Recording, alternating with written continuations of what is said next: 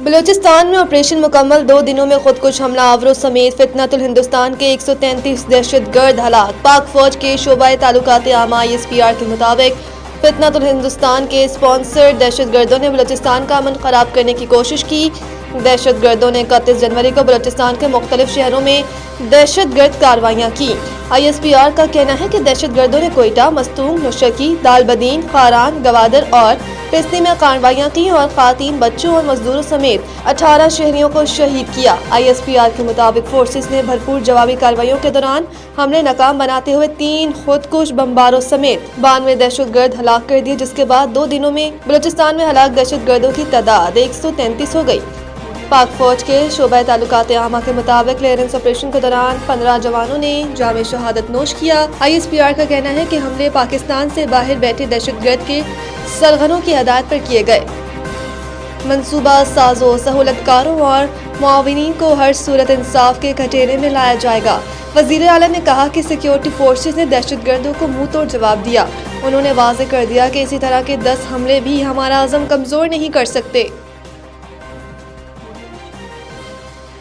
آبی معاہدہ محفوظ نہیں تو کوئی بھی معاہدہ محفوظ نہیں۔ پاکستانی مندوب اقوام متحدہ میں پاکستان کے مستقل مندوب عاصم افتخار نے کہا کہ آبی معاہدہ محفوظ نہیں تو کوئی بھی معاہدہ محفوظ نہیں۔ اقوام متحدہ کی سلامتی کونسل کے ایریا فارمولا اجلاس میں سنتاس معاہدے کی مثال اجاگر کی گئی۔ پاکستانی مندوب نے کہا کہ آبی وسائل کا معاہدہ یک طرفہ طور پر معطل کرنا خطرناک مثال ہے۔ انہوں نے کہا کہ سنتاس معاہدے کی معطلی عالمی معاہدوں کے نظام کا امتحان ہے۔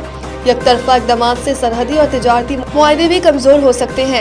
عاصم افتخار کا مزید کہنا تھا کہ معاہدہ سیاست کی نظر ہوا تو عالمی اعتماد متاثر ہوگا۔ سنتاس معاہدہ 2 طرفہ نہیں بلکہ عالمی نوعیت کا معاملہ ہے۔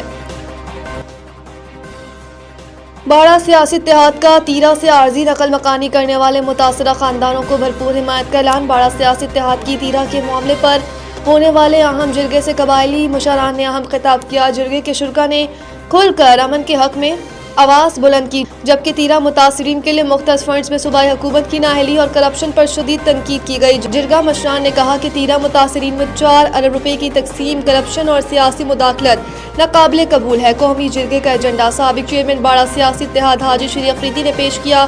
سابق چیئرمین باڑہ سیاسی اتحاد حاجی شری افریدی: ہم نے خوارج کے ساتھ 2 مرتبہ جرگہ کیا، اس کے بعد جرگے کی ذمہ داری صوبائی حکومت اور تیرا کے مشران کو سونپ دی، اگر دونوں جرگے ناکام رہے۔ جرگہ مشران نے کہا کہ متاثرین تیرا کے مسائل کسی ایک علاقے یا قبیلے تک محدود نہیں بلکہ یہ اجتماعی قومی مسئلہ ہے جس کے حل میں مزید تاخیر ناقابل برداشت ہے۔ آبادی کے عارضی انخلا کے تمام مراحل اور بات چیت کے دوران صوبے کی اور بالخصوص ضلع خیبر کی سیاسی قیادت موجود تھی، جن سے مشاورت کے بعد آبادی کے عارضی انخلا کا فیصلہ کیا گیا۔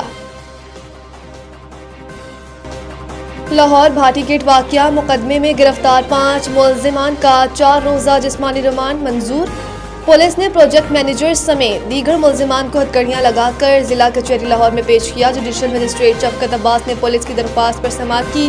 کمپنی کے CEO کے بھائی نے عدالت میں واقعے کو افسوسناک قرار دیتے ہوئے بیان دیا کہ 54 سال میں پہلی بار عدالت میں کھڑے ہیں، اس واقعے میں ملوث نہیں۔ میڈیا سے گفتگو میں ملزمان کے وکیل نے کہا کہ انسانی ہمدردی کی بنیاد پر متاثرہ فیملی کو 1 کروڑ روپے کا چیک دیا۔ وکیل نے کہا کہ اس کیس میں دید کے علاوہ کوئی سزا نہیں، 2 جانیں گئی ہیں، 66 لاکھ دید کی رقم بنتی ہے۔ انہوں نے 33 لاکھ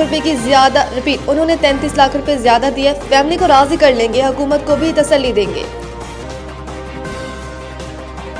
محسن نقوی کی کھلاڑیوں سے ملاقات، T20 سیریز جیتنے پر مبارکباد۔ اس موقع پر محسن نقوی نے کھلاڑیوں کی کارکردگی کو سراہا۔